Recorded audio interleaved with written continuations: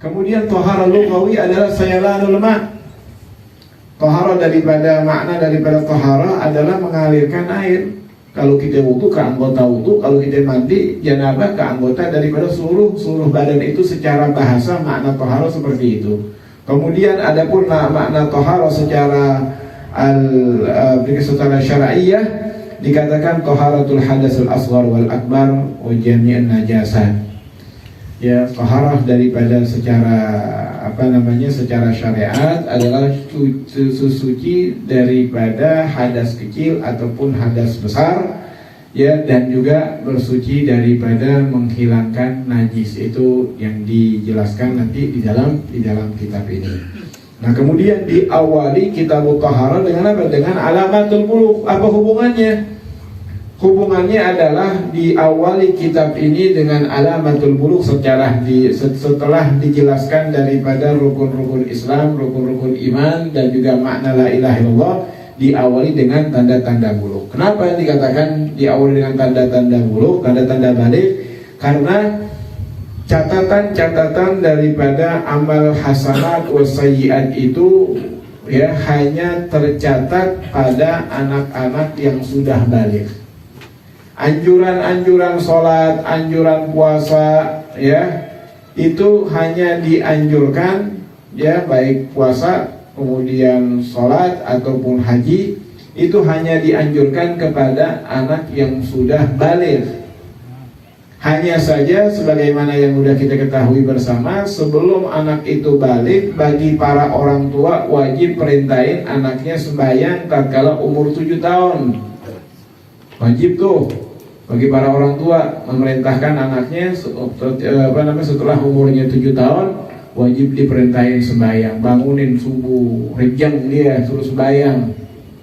Kalau kita nggak tega habis subuh banget, ya jam 5 seperempat, jam setengah 6, malah dia sebelum masuk habisnya waktu subuh suruh dia sembahyang. Wajib bagi para orang tua. Adapun yang adalah sembahyang ada berdosa, karena catatan amal itu dikatakan rufi al-qalam ala ummatin salasin, di antaranya diangkat daripada pena catatan itu, diangkat nggak kena dosa dia, walaupun sebejat-bejatnya nih anak. Nah, kalau sekarang anak-anak sekarang pada pinter-pinter main handphone dia tahu begini bahkan naudzubillah dari tahu nih zina tahu.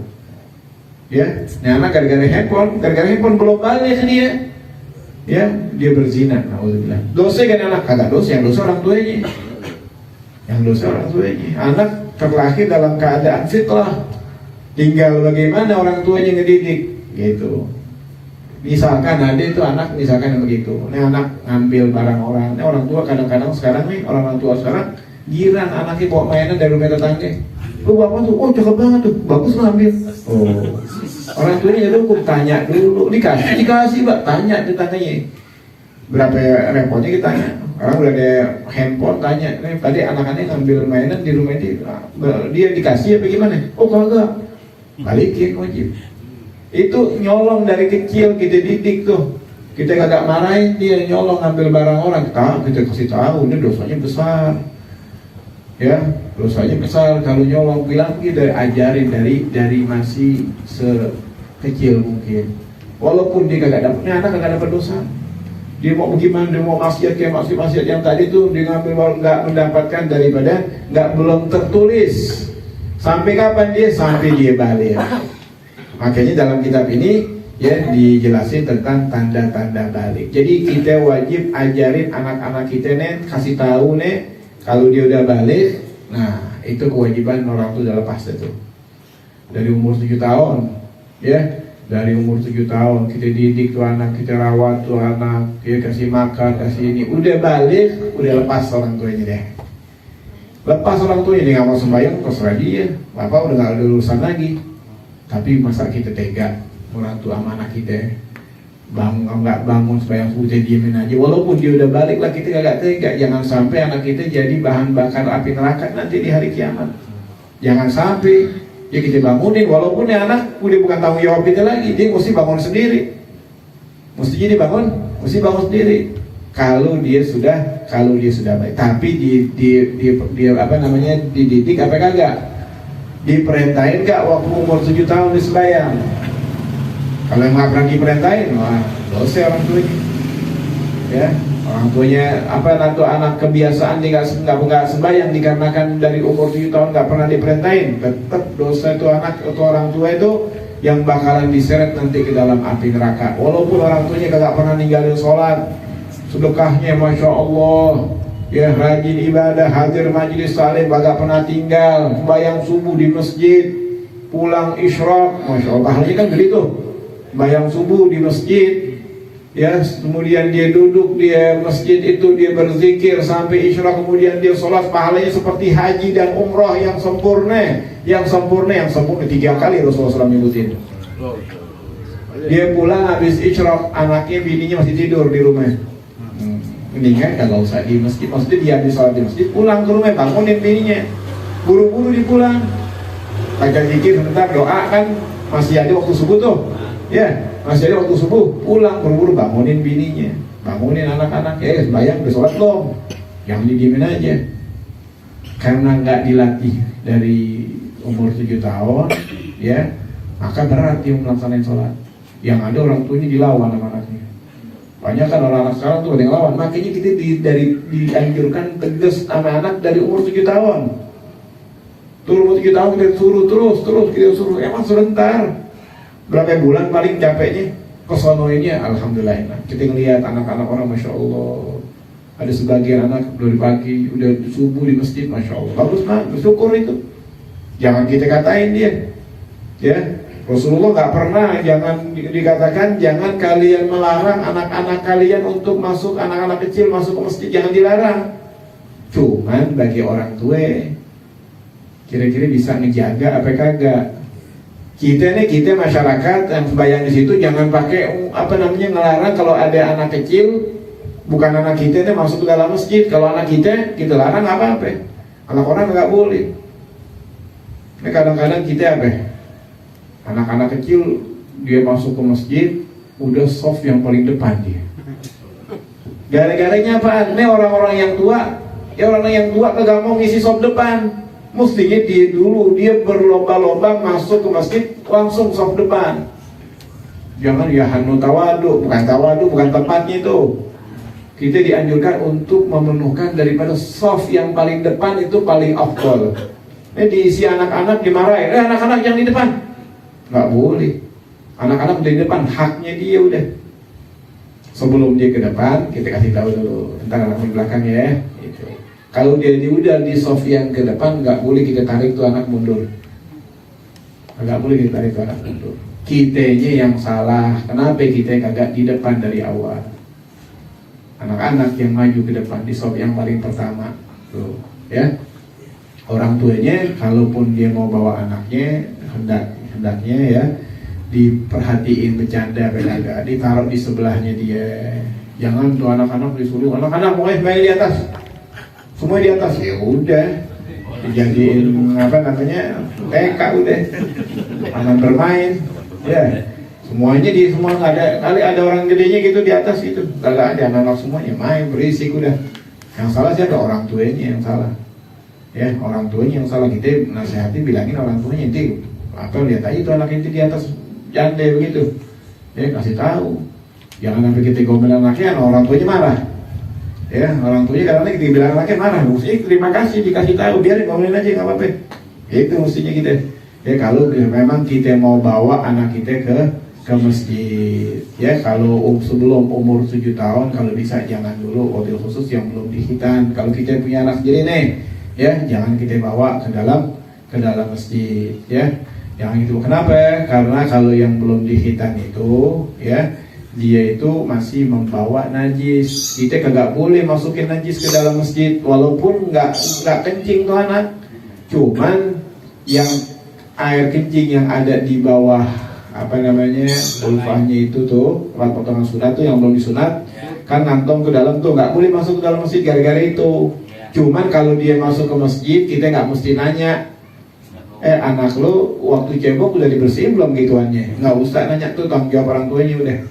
Kalau dia masuk masjid, kita selagi dia nggak bercanda, biarin aja udah. Orang tuanya jangan bawa kalau emang belum. Kalau udah disunat kan tinggal cebok siram gitu aja udah bersih. Disiram gitu aja, hilang najisnya udah.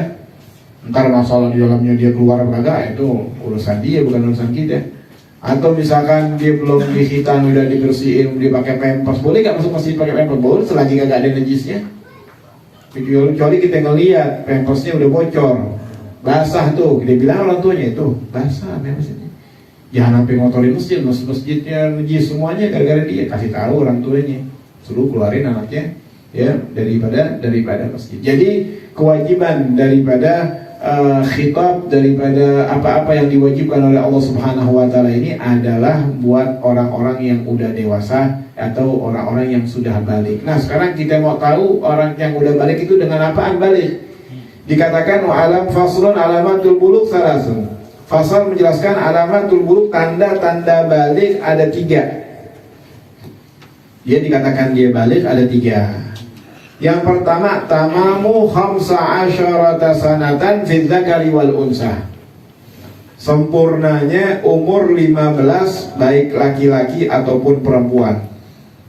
Kalau udah sempurna umur 15, dan yang dimaksudkan 15 ini adalah 15 sana Qamariyah atau Hijriyah, 15 tahun Hijriyah, yakni tegriban kurang lebih 15 tahun. Lihat dulu nih ya, lahirnya kapan nih anak? Dia ngadu, kok belum head juga Mbak belum mimpi juga katanya kalau udah mimpi udah balik. Belum pernah mimpi belum? Oh benar belum pernah mimpi, belum balik, dia tetap belum balik.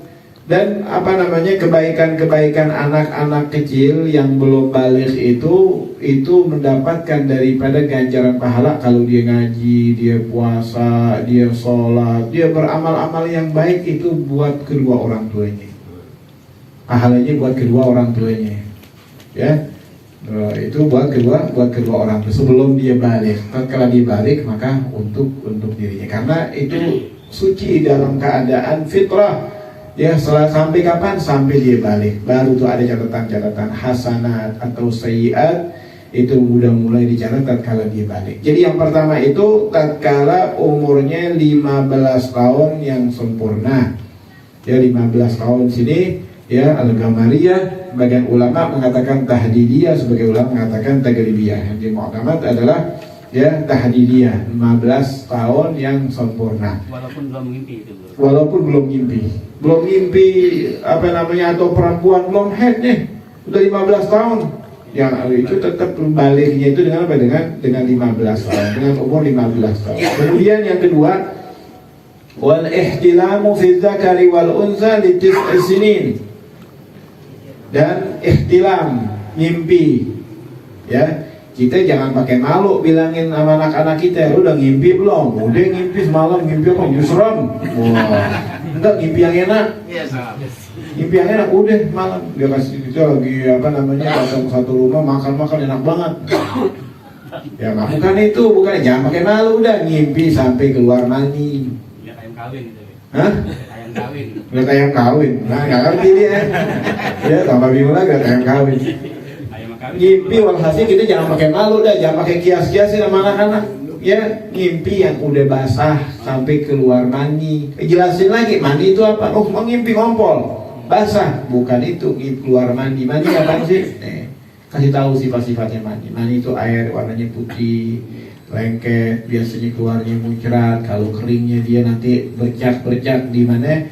Di kainnya dia atau di celananya dia. Ada pernah nggak begitu? Nah, kalau misalkan, kemarin udah berapa bulan yang lalu gitu, berarti udah balik loh.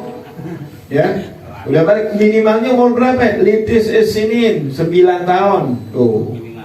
Minimal itu paling batas minimalnya sudah. Kalau misalkan sebelum itu keluar bukan dikatakan balik, belum balik. Minimalnya umur 9 tahun. Ya, baik laki-laki ataupun perempuan. Kebanyakan laki-laki, jarang perempuan, tapi ada perempuan yang mimpi sampai keluar mani. Itu ya, kalau udah seperti itu maka dikatakan dia balik. Yang penting di sini katakan mimpi keluar mani. Sampai keluar mani, bukan mimpi keluar mani tapi hakikatnya dia kagak keluar. Enggak dikatakan balik. Maaf nih, misalkan semalam dia cerita sama orang tuanya, Pak, malam kita mimpi begini Pak. Ya, kita diginiin Pak sama orang, misalkan dia perempuan. Ya, tahu-tahu keluar mani. Gimana nih, periksa kan nih, dokter kan nih takut terhamil apa gimana ya. Tapi dia nggak keluar mani, nggak dikatakan balik. Baik laki ataupun perempuan. Misalkan laki ada yang tidak begitu juga anak lakinya dia udah ngimpi semalam ya. Oh, sampai dia merasakan daripada kenikmatan bersetubuh gitu deh. Tapi kagak keluar mani sama sekali, maka nggak dikatakan balik. Yang dimaksud di sini mimpi sampai keluar mani gitu. Mimpi sampai keluar mani. Jangan pakai istilah mimpi basah, udah mimpi basah belum? Ngompol, mimpi basah, ya bocor malam. Kalau ditanya Ya. junub bagian saat. Hah? Junub, udah mimpi junub gitu. Udah mimpi junub ya, dia paham nggak anaknya? Paham nggak? Kalau misalkan dia paham, alhamdulillah. Kalau dia khawatir, dia nggak ngerti junub itu apa. Mimpi keluar basah itu apa? Mani, keluar mani. Mani kata anak sekarang, ini mani mbak, gini ya? Itu mani. Mani itu apa? Ya bilang tuh airnya sifatnya kental begini. Jangan pakai malu sama anak kita sendiri. Akhirnya nanti malah repot nanti. Dia udah bertahun-tahun, dia udah sempat udah balik, ketika kasih tahu tanda-tandanya. Ini tugas kedua orang tuanya. Karena dia mau nanya, dia malu. Ya, kagak ada yang malu dalam agama Allah Subhanahu wa taala. Jangan kita bermalu-malu sama anak kita. Yang ada nanti ya malah kitanya yang bertanggung jawab di hadapan Allah Subhanahu wa taala. Kemudian kalau sekiranya keluar maninya dipaksa, walaupun dipaksa, yang penting keluar. Baik keluarnya dipaksa, misalkan anak sekarang pada bandul-bandul banget tuh, pada onani, dia ngeliat gambar-gambar, ya dikeluarin, dipaksa sampai keluar, ya maka dikatakan balik. Walaupun dia agak ngimpi, nggak pakai ngimpi, pakai ngeliat gambar-gambar misalkan, atau misalkan dia ngeliat gambar, kemudian dia berusaha mengeluarkan, dipegang-pegang kemaluannya, digerak-gerakin sampai keluar mani, balik dia. Jadi istilah ihtilam di sini mimpi kebanyakannya dalam keadaan tidur, tapi nggak dalam keadaan tidur pun, baik dengan cara yang halal ataupun yang haram menurut syariat Islam, itu anak kalau memang keluar mani sudah dikatakan balik. Tapi misalkan kalau dia mau keluar tahu-tahu ditahan, pegangin misalkan, ya sebagaimana di dalam syarah kitab ini. Dikatakan walau wasala ila dosobah, kalau air mani udah hampir keluar dari zakarnya dia, ya summa ada kemudian ketahan lagi gitu, kaan yumsika zakarahu inda ihsasi, dipegangin kalau dia kalau dia berasa kayak mau keluar deh, udah puncak syahwatnya dia dipegangin misalkan, ya kemudian nggak keluar mani, lam yablugh inda Ibnu Hajar. Menurut Al-Imam Ibnu Hajar belum dikatakan balik, tapi Imam Romli mengatakan balik. Kalau misalkan gambarannya kayak tadi tuh, pertanyaannya gimana kalau emang dikeluarinnya dipaksa misalkan, balik kepada enggak? Kata Imam Ibnu Hajar ya dia belum balik, tapi kata Imam Romli itu udah balik dia. Kemudian yang ketiga apa? Dikatakan wal haidu fil unsa li tis'i sinin. Dan haid bagi perempuan tatkala minimal umurnya 9 tahun juga sama. Dan 9 tahunnya ini 9 tahun daripada Qamariyah atau Hijriyah. 9 tahun Hijriyah. Kalau 9 tahun hitungan kita Masehi, ya. Nah itu kalau umurnya 9 tahun, kadang-kadang orang tua bingung, anaknya ngadu, Bu, ini keluar darah nih. Oh kenapa keluar darah? Luka apa kenapa? Nggak tahu nih gimana. Nggak tahu deh, perempuan nggak tahu. Kasih tahu ibunya. Ya kalau keluar darah itu biasa, itu kalau perempuan begitu. Kadang dia suka sakit dulu. Ada yang sampai meriang, ada yang ya kalau keluar begitu aja. Nah kita bilang tuh, kalau jumlahnya itu nanti akan dijelaskan di dalam pasal tersendirinya tentang agalul haid, minimalnya haid. Dikatakan darah minimal haid yang keluar itu minimalnya sehari semalam dalam arti 24 jam. Nanti akan dijelasin di dalam babnya. Nah itu dikatakan haid. Kalau nggak sampai sejumlah daripada 24 jam, maka nggak dikatakan haid. Itu bukan haid itu. Ya itu sakit atau apa namanya, tanya daripada dokter gitu. Jadi haid itu adalah darah damul jibillah. darah yang sehat, bukan darah penyakit, ya. Yakhruju min aqsar rahimil mar'ah, yang keluar dari ujung dalam rahimnya perempuan. Dan keluarnya itu ala sabil sehat, dengan apa namanya, dengan jalan sehat. Maksudnya bukan karena penyakit, bukan karena jatuh, ya apa namanya, jatuh dari tempat yang tinggi misalkan, keluar darah tuh dia. Kalau itu keluar darah, kalau misalnya keluar darah itu dikatakan haid, enggak dikatakan haid, karena di sini dikatakan ya yakhruju min aqsar rahimil mar'a ala sabil sehat fi awqatil makhsusah, di waktu yang khusus. Biasanya keluarnya apakah awal bulan, kayak habis gajian gitu, ya. Ada yang pertengahan, ada yang di akhir-akhir bulan, gitu ya. Waktu biasa, waktu keluarnya dia, ya biasanya di awal, pertengahan, apa di akhir. Nah nanti dilihat itu, ya, darah yang keluar berjumlahkah suatu apa namanya 24 jam atau tidak. Jadi dikatakan kalau misalkan dia keluar darah dari ujung rahimnya dia di umur 9 tahun, maka dikatakan anak tersebut sudah haid. Tapi kalau misalkan belum sampai 9 tahun, 8 tahun setengah nih baru umurnya, baru 8 tahun setengah, belum sampai 9 tahun. 9 tahun juga nggak mesti tepat banget, nggak apa-apa, kurang 16 hari nggak apa-apa. Ini dikit lagi 9 tahun, ini 9 tahun kurang seminggu deh umurnya nih. Ya, itu darah keluar di situ dengan mencapai daripada batasan-batasan darah haid, ya minimalnya 24 jam, itu dikatakan darah haid. Tanyain tuh, ya anak perempuan kita yang masih belum balik, tanyain udah haid belum? Haid itu apaan? Keluar darah. Nah, ibu biasanya begini nih, kan anak perempuan tuh dekatnya sama ibunya tuh biasanya, ya dia tahu tuh, bu kenapa nggak sholat bu? Oh, haid lagi haid.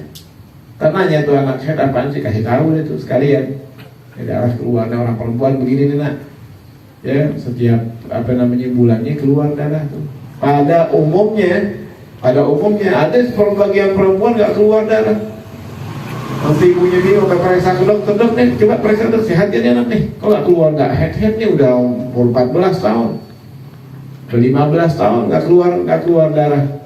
Ada sebagian perempuan, ya perempuan yang mana dia nggak pernah mengalami haid semasa hidupnya. Ada yang begitu, di antara Sayyidatun Nafisah, dia nggak pernah haid. Sayyidah Fatimah Zahra nggak pernah haid, ya nggak sakit, sehat dia. Cuman apa namanya, menurut ilmu kedokteran tuh bahaya tuh kali itu. Sekarang nih, ya perempuan nggak bagus kalau dia nggak keluar daripada darah haidnya. Alhamdulillah, kalaupun misalkan perempuan yang nggak haid itu baliknya itu dengan apa? Dengan umur 15 tahun. Jangan bingung gitu ya. Karena anak kita belum udah umur 15 nih kok nggak keluar darah juga, nggak pernah yang namanya haid. Nah itu berarti haidnya dia itu dengan apa namanya, baliknya dia itu dengan umur 15 tahun. Nanti kalau misalkan umur 18, 19 atau umur ya 20-an baru keluar, nah ini haidnya dia baru tumen haidnya. Dia baru tumen haidnya itu di umur sekian puluh misalkan. Umurnya 20 tahun baru keluar darah haidnya dia. Nggak dikatakan baliknya dari umur 20, nggak, baliknya dengan umur 15 tahun.